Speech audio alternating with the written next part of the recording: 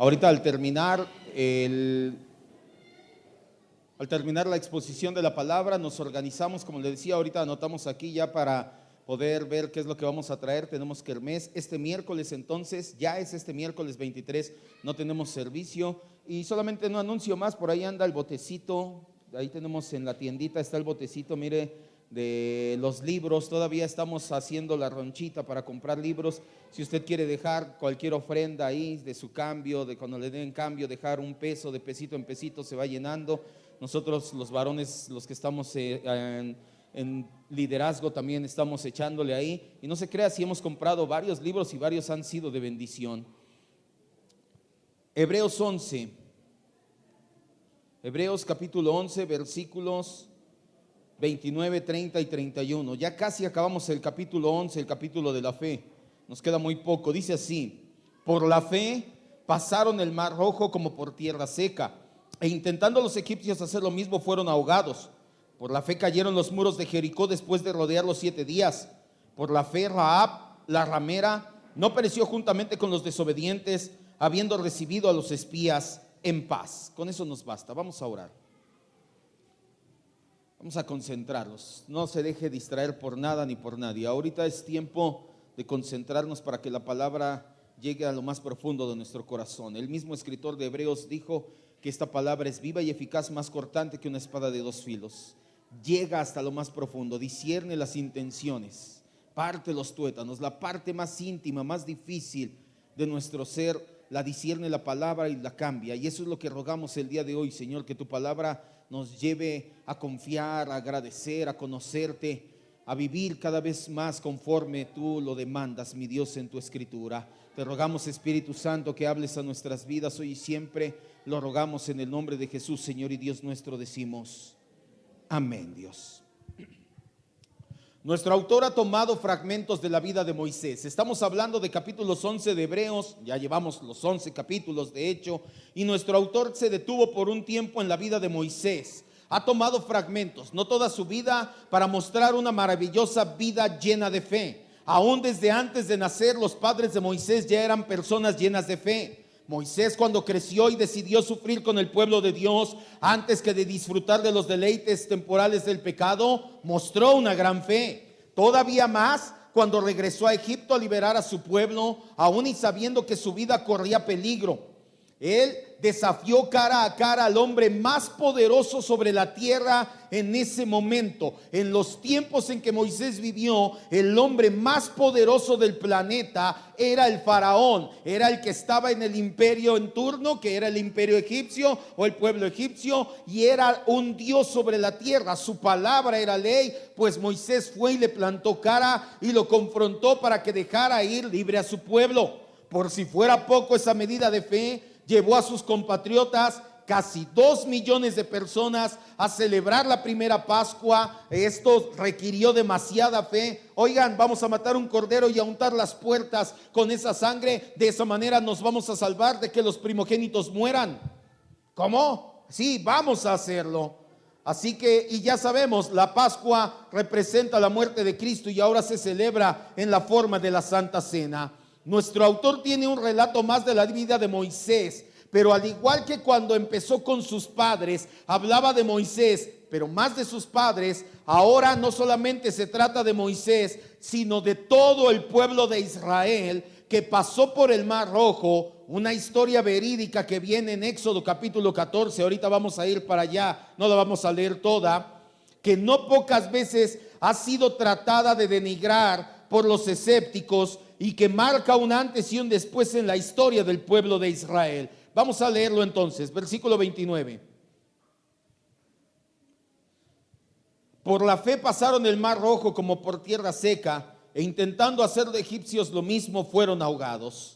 En Éxodo capítulo 15, todavía no vayas, encontramos el llamado cántico de Moisés. Tal vez tú lo cantaste si venías a la iglesia desde pequeño. Algunos veníamos a la iglesia y cantábamos Echó a la mar, jinete y caballo. Un cántico muy parecido viene en Éxodo capítulo 15. Es bíblico este cántico.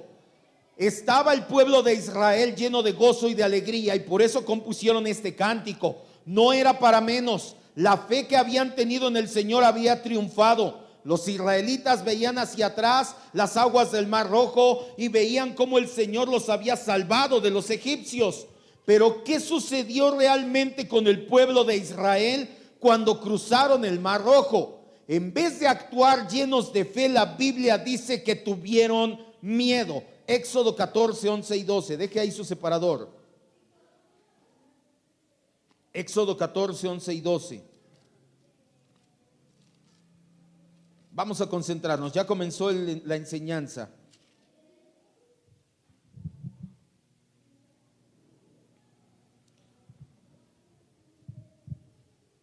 No es nuestro tema el versículo 29 ni el 30. Nos vamos a detener en el 31, pero no está de más leerlo. Éxodo 14. El pueblo estaba eufórico, por eso compusieron el cántico de Moisés. Echó a la mar, y dice la Biblia que María o Miriam tomó un pandero y tomó a otras mujeres y salían y corrían. Y mucho ojo, esto no es pretexto para poder tener un ministerio de panderos o para poder saltar y cantar y danzar en la iglesia, porque no lo hicieron en la iglesia, lo hicieron, por así decirlo, en la calle cuando vieron, o en la playa cuando vieron la gran liberación del Señor. Pero no es un patrón que se repitiera en la escritura, donde vemos que cada semana iban y ofrecían los sacerdotes y todas las mujeres danzaban en el tabernáculo. No vemos eso. Por eso es que nosotros no tenemos danzarinas, entre muchos otros motivos bíblicos más. Dice Éxodo 14, 11 y 12. Dijeron a Moisés: ¿no había sepulcros en Egipto que nos ha sacado para que muramos en el desierto? ¿Por qué has hecho así con nosotros que nos has sacado de Egipto? ¿No es lo que te hablamos en Egipto diciendo: déjanos servir a los egipcios? Mejor nos fuera servir a los egipcios que morir nosotros en el desierto. ¿Qué está pasando aquí? El pueblo de Israel acaba de celebrar la Pascua. Acaba del faraón de decirle: Moisés, lárgate, no quiero volver a verte, llévate lo que quieras. La gente en Egipto estaba tan devastada por la muerte de sus primogénitos que le daba a Israel y le decía: ten, llévate mi oro, llévate mi plata. Ojo, esto ya lo entendimos. Estaban pagando una retribución porque estuvieron 400 años de esclavos. Ellos no despojaron a Egipto, ellos no robaron a Egipto, estaban llevándose lo que les correspondía. El pueblo entonces sale por el desierto. Faraón de repente le entra otra vez el orgullo y dice: no, vamos por ellos, vamos a matarlos. Se suben a sus carros, van a perseguir al pueblo de Israel. El pueblo de Israel, 2 millones de personas, van a atravesar y dicen: oye, aquí está el mar, ya no hay para dónde hacernos y viene el faraón por nosotros. ¿Y qué hizo la gente? Dios, confiamos en ti, tú tienes el control. Si dice que hizo eso la gente, ¿qué empezaron a decirle a Moisés? Aquí estoy, no se distraiga. ¿Qué le empezaron a decir? Ya ves, eso te decíamos en Egipto, por eso no te queríamos que nos liberaras. Por eso te estábamos diciendo: déjanos servir. Era mejor estar allá de esclavos. Mira, prefiero, al contrario de Zapata. ¿Qué decía Zapata? Prefiero morir de pie que vivir de rodillas. Ellos decían: pues aunque viviera de rodillas, no me importaba ser un esclavo en Egipto, pero iba a vivir. Tú me has traído para morir. Pero dice el escritor de Hebreos que tuvieron fe y que pasaron el Mar Rojo por esa fe. De hecho, no fueron los israelitas todo el pueblo el que tuvo fe. Fueron solamente unos cuantos. De los hombres mayores, solamente Josué y Caleb, que fueron los únicos que tuvieron fe. El escritor de Hebreos, ya no vayas, en Hebreos capítulo 3, ya nos ha hablado muchas veces de la falta de fe del pueblo de Israel en esa época. Pero debido a la fe de unos cuantos, de un remanente, de hecho de ahí viene nuestro nombre. La palabra remanente significa un resto, lo que sobró, lo que nadie quiso. Eso es lo que significa la palabra remanente. Con un puñado de hombres y mujeres que tuvieron fe, con eso fue suficiente. Esos pequeños o pequeña parte del pueblo que realmente creyó en las promesas de que Dios salvaría a su nación, bastó. Dios sacó a su pueblo y lo puso a salvo del otro lado del Mar Rojo. El relato de Éxodo nos dice que también Moisés permaneció inalterable y con fe. Ahí mismo, Éxodo 14, 13 y 14. Moisés dijo al pueblo: ¿no qué? No tengan miedo. ¿Por qué tienen miedo? No teman. Es decir, Moisés vio a cientos de personas sin fe que le estaban reclamando, pero Moisés sabía en quién confiaba y decía: no tengo temor, no tengan temor tampoco ustedes. Dice: estar firmes y ved la salvación que Dios hará hoy con ustedes, porque los egipcios que hoy han visto, nunca más para siempre los verán. Dios peleará por ustedes y ustedes estarán tranquilos. Nuestro escritor no hace un contraste. Quiero que entiendas por qué te digo esto. Una pequeña minoría del pueblo, un remanente, tuvo fe. Todos los demás del pueblo se estaban quejando con Moisés, pero él no hace el contraste entre estos poquitos que tuvieron fe y todos los demás que se quejaban. El contraste lo hace entre la nación de Israel, que expresó fe, y el incrédulo Egipto. Regresa nuevamente a Hebreos. Si te fijas, el contraste que hace nuestro escritor en Hebreos 11:29 no es entre las dos facciones del pueblo. Es que una facción del pueblo tuvo fe y la otra no tuvo fe. No, el contraste lo hace entre la pequeña porción del pueblo que tuvo fe y todo el pueblo de Egipto. Ya lo tienes. 11:29 dice: por la fe pasaron, de unos cuantos, cabría poner aquí, pasaron el mar rojo como por tierra seca, e intentando, ¿quiénes? El contraste lo hace entonces entre el pueblo de Israel y los egipcios. Nos dice que la nación de Israel expresó su fe en Dios y por eso fue llevado a la victoria.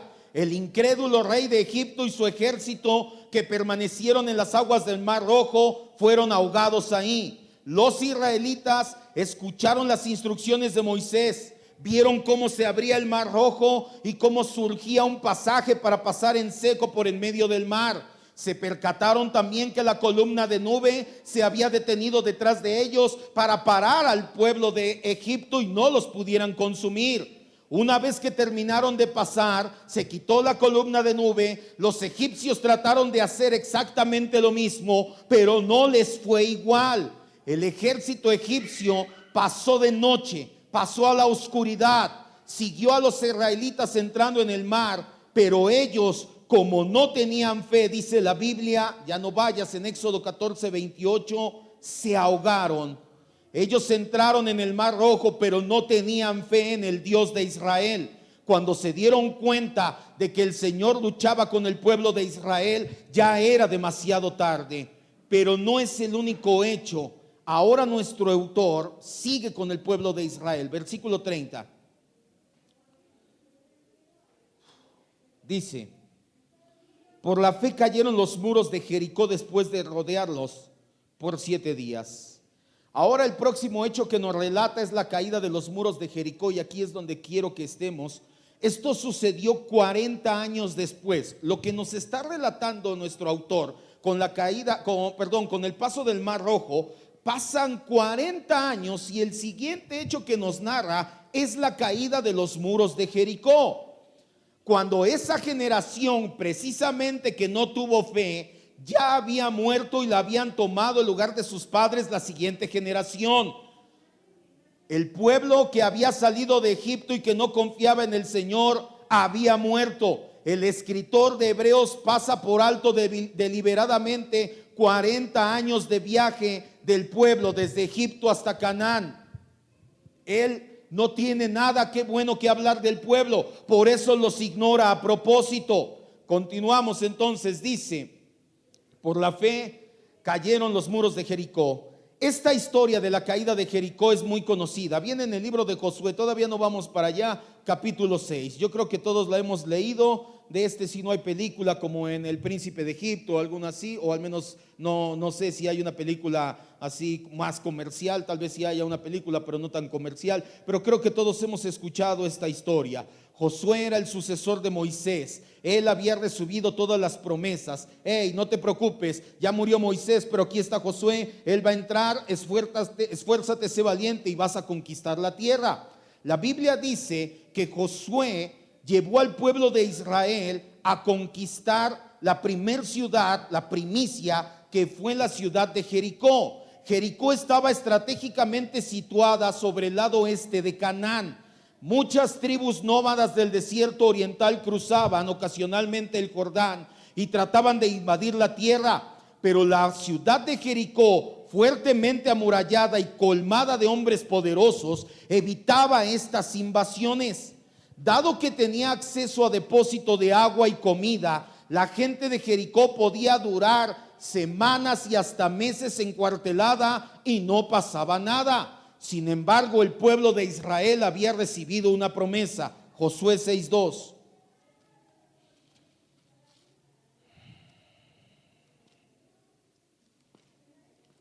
Josué capítulo 6, versículo 2. ¿Ha leído la historia de Jericó, de la caída de los muros de Jericó? Es muy edificante.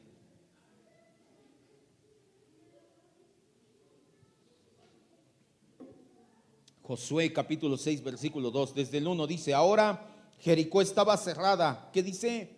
Bien cerrada. No es un pleonasmo, es un hebraísmo. Nuestro autor, en este caso Josué, o quien recopiló los dichos de Josué, aquí en Josué capítulo 1, 6, versículo 1, está diciendo: oye, la ciudad estaba cerrada y estaba imposible entrar a la ciudad. A causa de los hijos de Israel nadie entraba ni salía. Mas Dios dijo a Moisés: mira, yo he entregado en tu mano Jericó y su rey. ¿Y con quién? Con sus varones de guerra. No importa que sea una ciudad amurallada, no importa que tenga mucha gente valiente de guerra, no te preocupes, Josué, yo la acabo de entregar en tus manos. El relato de la caída de Jericó, todos lo sabemos. Dios le dice al pueblo de Israel: oye, Israel, vas a marchar alrededor de Jericó 6 días en silencio. Salía el pueblo de Israel, llevaban los sacerdotes el arca, iban y caminaban alrededor de la muralla, daban la vuelta completa un día, iban y guardaban las cosas. El siguiente día otra vez, el siguiente día. Esto lo hicieron 6 días. El séptimo día les dice: ¿sabes qué? Ahora vas a dar 7 vueltas, 6 vueltas en silencio, y en la séptima vuelta van a tocar los sacerdotes la trompeta, que de hecho es el cuerno de carnero, el shofar, y cuando ellos toquen la trompeta, todo el pueblo va a gritar con gran estruendo, y en ese momento, ¿qué va a pasar y qué sucedió? Los muros cayeron. Esta historia ya no la tenemos que saber.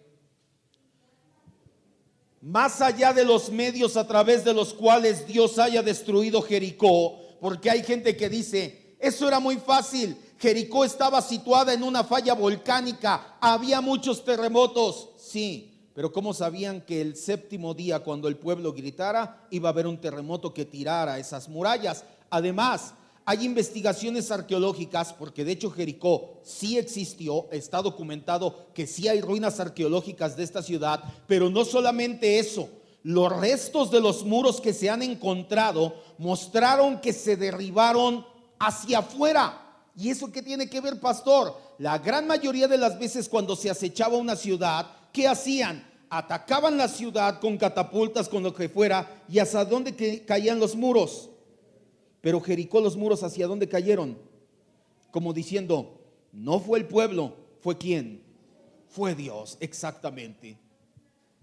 El escritor pudo haber elegido muchos pasajes de la vida de Josué. Hay un pasaje maravilloso, no vayas, en Josué capítulo 10, donde dice que el sol se detuvo. Josué estaba peleando una guerra, oró y dijo: Señor, por favor, detén el sol. Sol, detente en Gabaón, luna en Ascalón. El sol se detuvo casi un día para que el pueblo pudiera acabar con sus enemigos. Pero no escogió ese relato, escogió la caída del muro de Jericó muy a propósito, porque quiere hablarnos de una persona, Rahab, versículo 31, Hebreos 11, 31.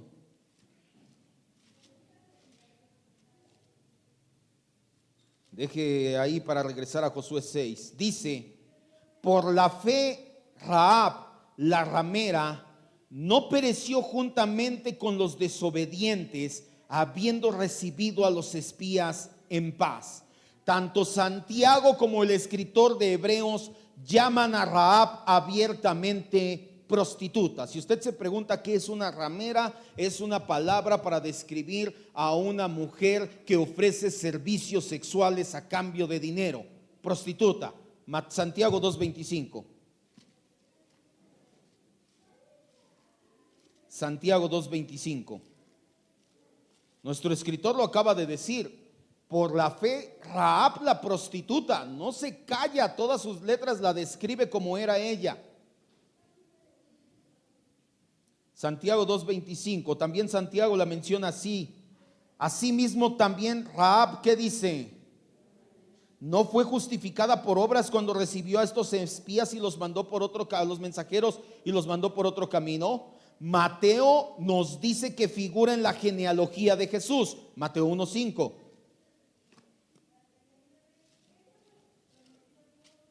Y no vamos a hablar de Rahab, pero es muy interesante cómo nuestro autor lleva a este acontecimiento. Vamos a hablar de algo que hizo Rahab. Mateo 1:5 dice: Salmón engendró ¿de quién? De Rahab a Booz. Booz engendró de Ruth a Obed, y Obed a Isaí, Isaí engendró al rey David. Es decir que Rahab era, por así decirlo, la tatarabuela ¿de quién? Del rey David, y estaba en línea directa en ascendencia del Señor Jesucristo. Ella fue uno de los antepasados de Jesús porque creyó en el Dios Todopoderoso. Vemos entonces que la fe no tiene barreras. Basta con mirar la evidencia en contra de Rahab. Era cananea, era pagana, era prostituta, y para la época en la que vivía, para acabarla, era mujer que no tenía ningún derecho. Aún así, la fe de Rahab triunfó. Sus conciudadanos fueron destruidos, pero ella, por la fe que tuvo, junto con toda su familia, fue puesta a salvo por el Dios de Israel. Dios no pasó por alto la práctica pecaminosa de prostitución de Rahab. Quiero que levante su mirada, me vea y entienda, se lo dije hace no mucho tiempo. Dios no nos ama como somos, Dios nos ama a pesar de cómo somos. Dios amó a Rahab siendo una ramera, sí, a pesar de ser una ramera la amó, pero no significa que Rahab siguió siendo una ramera. Tuvo que haber arrepentimiento en ella, aunque la Biblia no lo dice, pero tuvo que haberlo para ser sido injertada en la genealogía de Jesús. Rahab creyó en el Dios de Israel. Ella no escuchó el evangelio, no recibió promesas de salvación. Ella creyó por los hechos poderosos que venían escuchándose. Josué 2:9.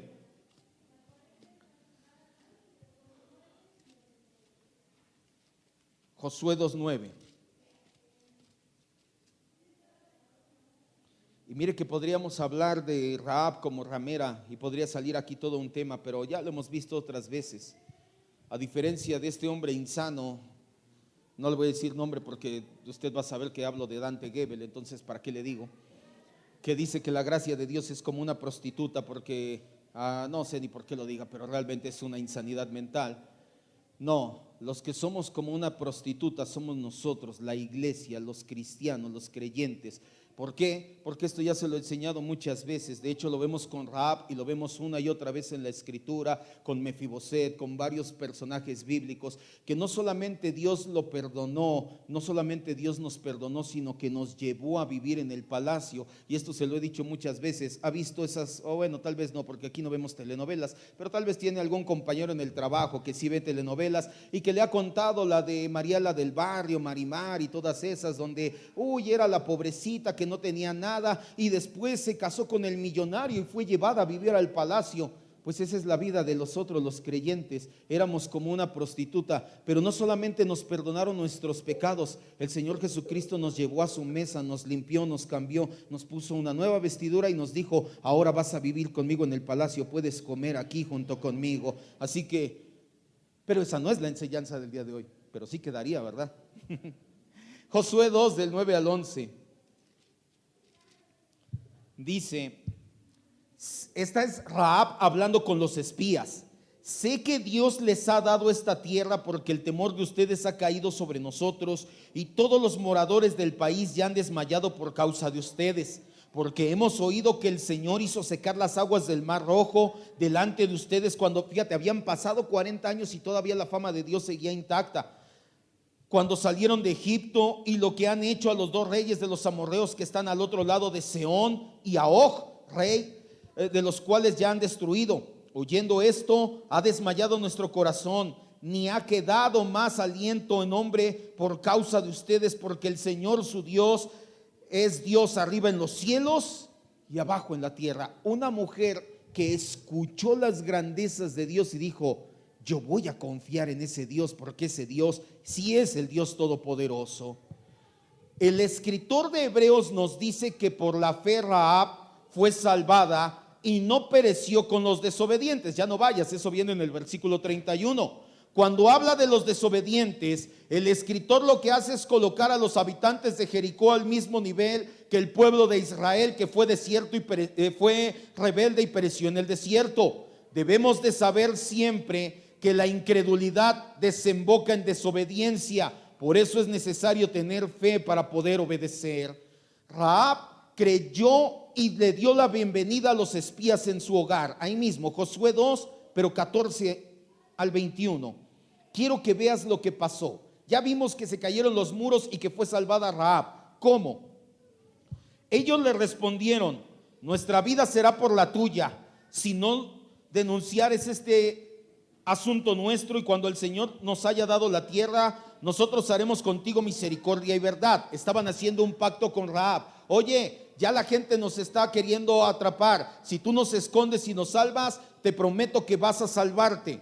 Entonces ella los hizo descender por una cuerda por la ventana, porque su casa estaba en el muro de la ciudad y ella vivía en el muro, y les dijo: márchense al monte, para que los que fueron tras ustedes no los encuentren y estén escondidos allí 3 días, hasta que los siguen se hayan vuelto, y después se irán por su camino. Y ellos le dijeron: nosotros quedaremos libres de este juramento que hemos juramentado. He aquí, cuando nosotros entremos en esta la tierra, tú atarás este cordón de grana en la ventana por la cual nos descolgaste, y reunirás en tu casa a tu padre, tu madre, tus hermanos y a toda tu familia de tu padre. Cualquiera que saliere fuera de la puerta de tu casa, su sangre será sobre su cabeza. Si ellos no se quieren venir, ellos tendrán la culpa, no nosotros.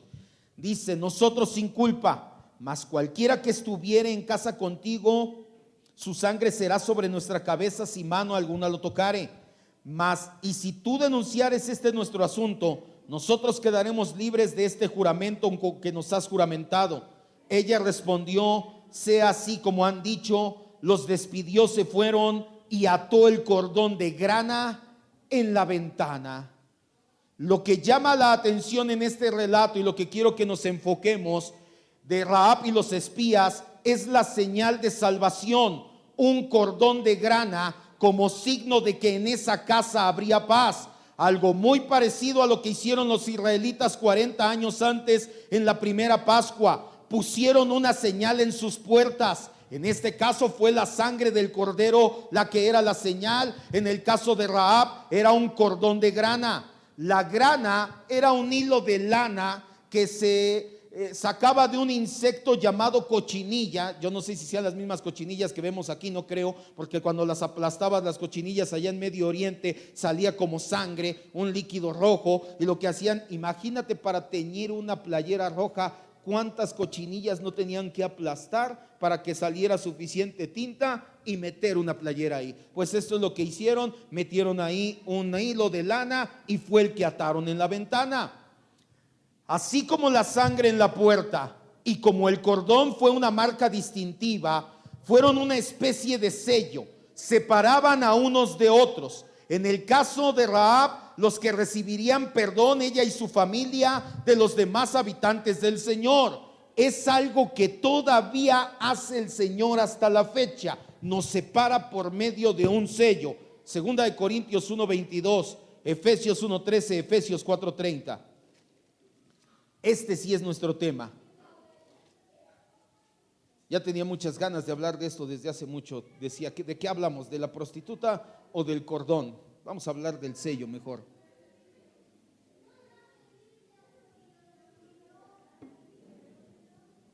Segunda de Corintios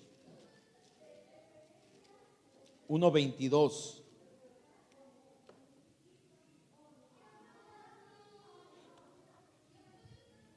¿Ya lo tenemos? Dice, el cual también, hablando del 21 para que tome contexto, y el que nos confirma con ustedes en Cristo, que nos ungió, es Dios, el cual también nos ha, ¿qué dice? El Señor nos ha puesto un sello, Efesios 1:13. Y ahí mismo, Efesios 4:30.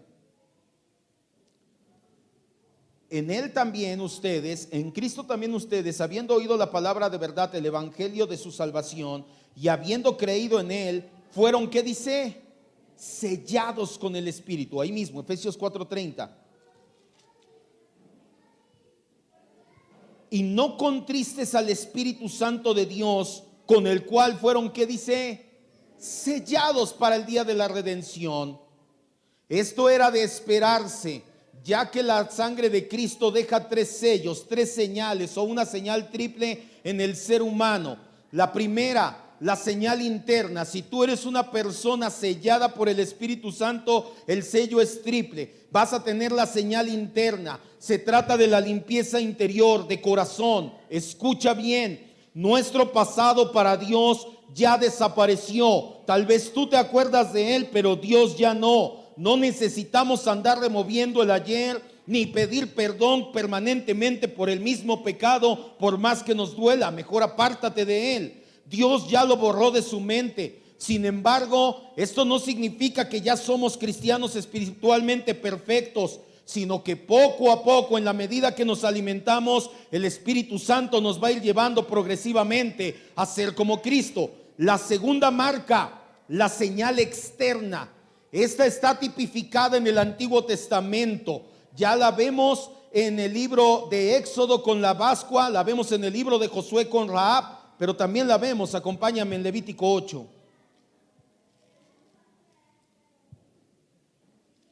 Levítico 8, 22 y 23.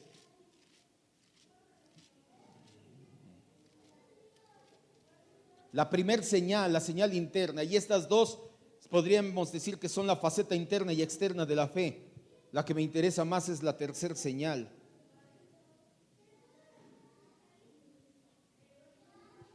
La señal interna cambió nuestro corazón.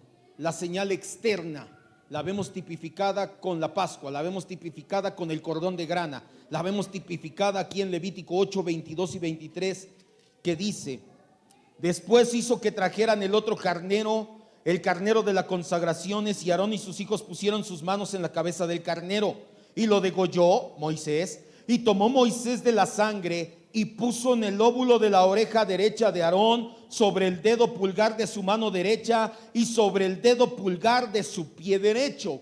¿Qué fue lo que pasó ahí? Cuando consagró al sumo sacerdote Aarón, degolló al carnero, tomó algo de sangre y esa sangre la puso aquí en el lóbulo derecho, en su pulgar derecho y en el pulgar derecho del pie. Era una manera de decir: llevas una señal externa. Tus pensamientos, tus obras y tus caminos se debe de notar que son para el Señor. Al igual que la Pascua, cuando señalaron los postes con sangre, al igual que Moisés señaló a su hermano con la sangre del carnero, nosotros estamos señalados a llevar una vida diferente de manera exterior. No llevamos una señal en el cuerpo físico como tal, de manera externa, sino que se debe de notar que somos comprados con la sangre de Cristo, que nuestras vidas han cambiado, que nuestros pensamientos son renovados poco a poco y que se va notando un fruto. La tercera señal, Jeremías 32:40.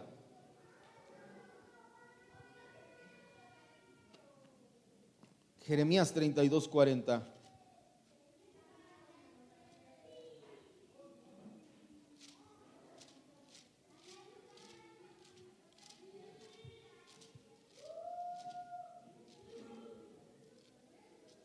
La tercera señal, son 3 señales o una señal triple la que deja la sangre de Cristo.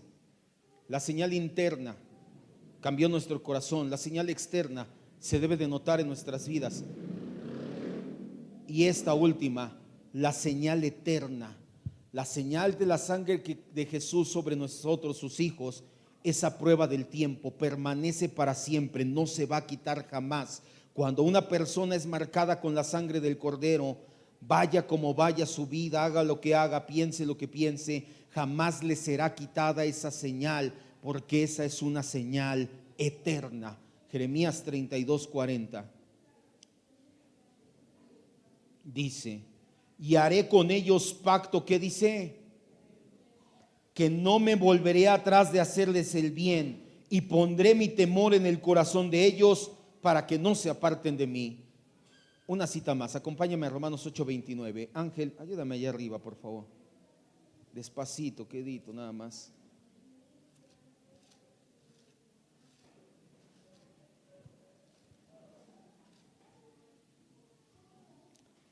Ponte sobre tus pies cuando tengas la cita de Romanos 8:28 en adelante.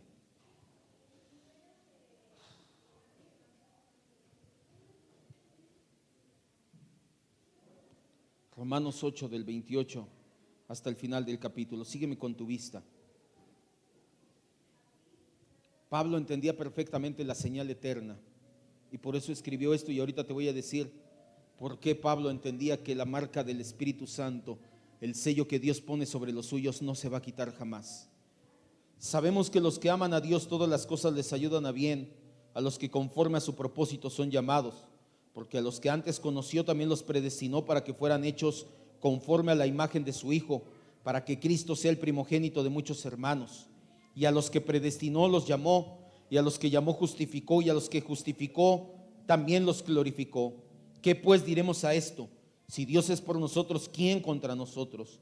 El que no escatimó ni a su propio Hijo, sino que lo entregó por todos nosotros, ¿cómo no nos dará también con él todas las cosas? ¿Quién acusará a los escogidos de Dios? Dios es el que justifica. ¿Quién es el que condenará? Cristo es el que murió, más aún el que también resucitó, el que además está a la diestra de Dios, el que intercede por nosotros. Y aquí empieza. ¿Quién nos separará del amor de Cristo? ¿Quién quitará la señal eterna de nosotros? ¿Tribulación, angustia, persecución, hambre, desnudez, peligro, espada? Como está escrito: por causa de ti somos muertos todo el tiempo, somos contados como ovejas de matadero. Antes, en todas estas cosas somos más que vencedores por medio de aquel que nos amó. Por lo cual estoy seguro que ni la muerte ni la vida, ni ángeles ni principados ni potestades, ni lo presente ni lo porvenir, ni lo alto ni lo profundo, ni ninguna otra cosa creada nos podrá separar del amor de Dios que es en Cristo Jesús, Señor nuestro. Cierre sus ojos.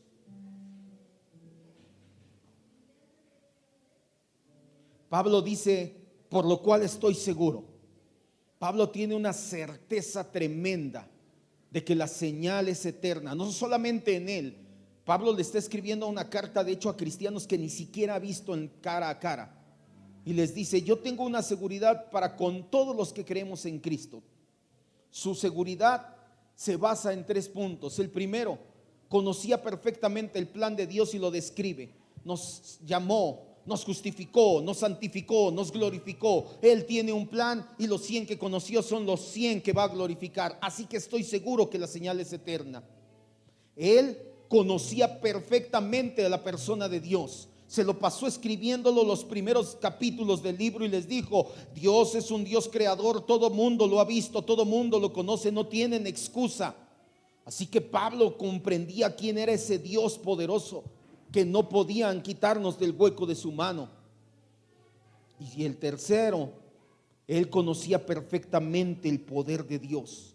Así que todo lo que le viene a la mente en ese momento que pudiera ser un obstáculo para la vida cristiana, él dice: nada va a poder hacernos frente a nuestro Dios todopoderoso, ni lo alto ni lo profundo, principados, potestades, bueno, ya no sé qué más escribir, lo que ha sido creado, lo que te quieras imaginar, nada. Deja de pensar que hay algo que puede quitar la señal eterna de tu corazón.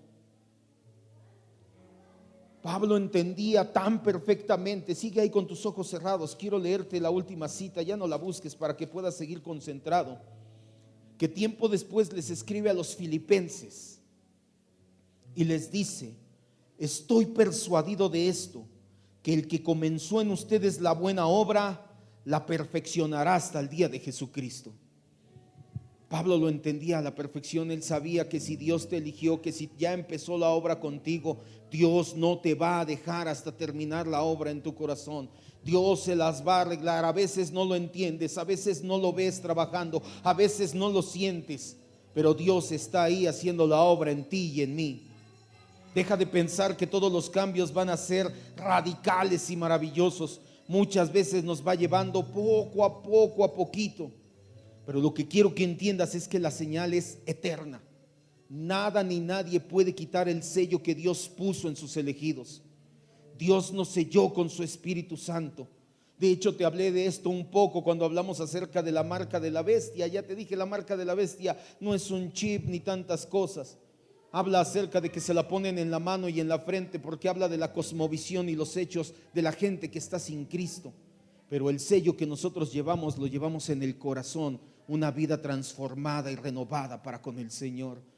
Y nada ni nadie nos puede quitar de ahí. No importa cómo vaya nuestra vida, no importa cuántas veces hayamos fallado. Si de verdad amas al Señor, si de verdad eres su hijo, Dios se las va a arreglar para que regreses al buen camino, al camino de salvación. Porque la señal que el Señor puso sobre nosotros es triple. Es interna, lavó nuestro corazón. Es externa, se debe de notar en una vida transformada. Y es eterna, nada ni nadie la puede quitar. No importa cuánto desánimo sientas algunas veces, no importa cuántas veces haya venido el enemigo y tratado de poner un pie en tu cuello y decir: ¿seguro que eres hijo de Dios? Uy, no, eso no lo hace un cristiano. De seguro eres el peor. Nadie es como tú. Deberías de dejar de ir a la iglesia.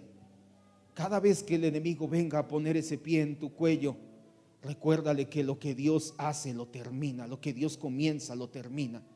Y Él ya comenzó en nosotros la buena obra y no nos va a dejar. Solamente ten cuidado de tomar esta enseñanza para libertinaje y querer vivir como te dé la gana.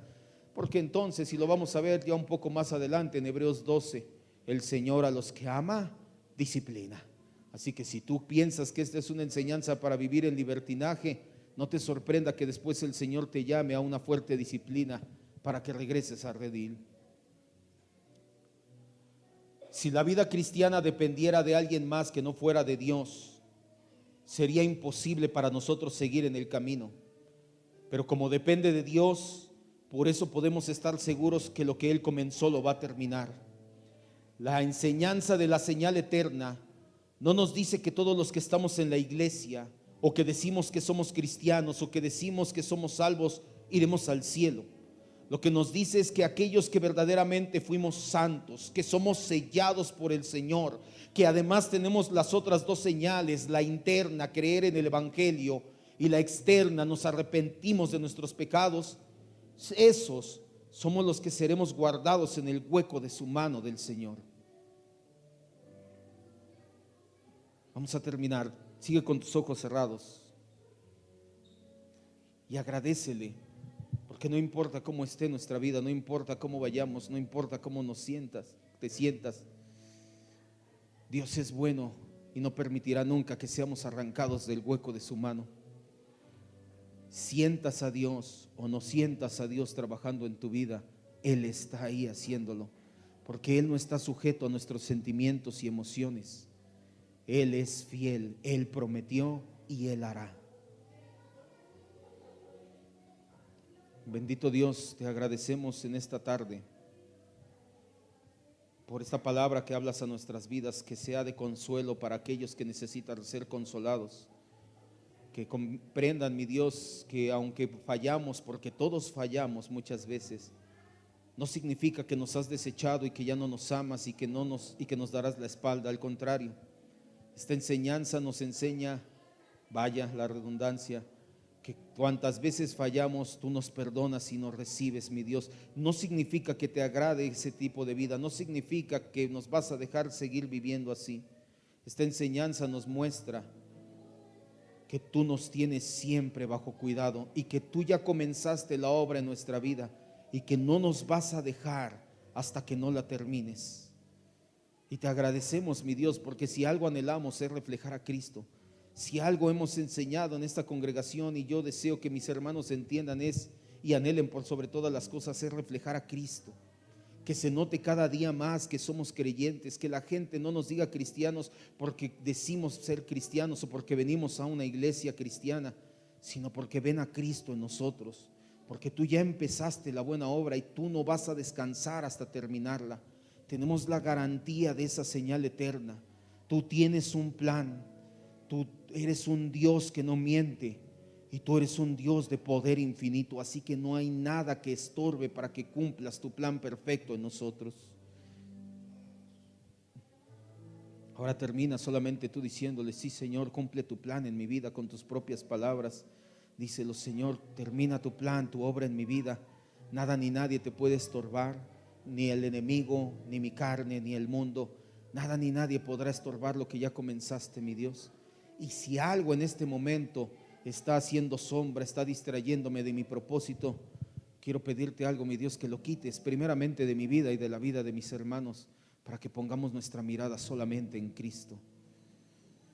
Gracias por tenernos en el hueco de tu mano, mi Dios. Gracias por las veces que nos hablas y nos llamas a disciplina. Gracias por tu señal en nuestras vidas, la interna, la externa y la eterna.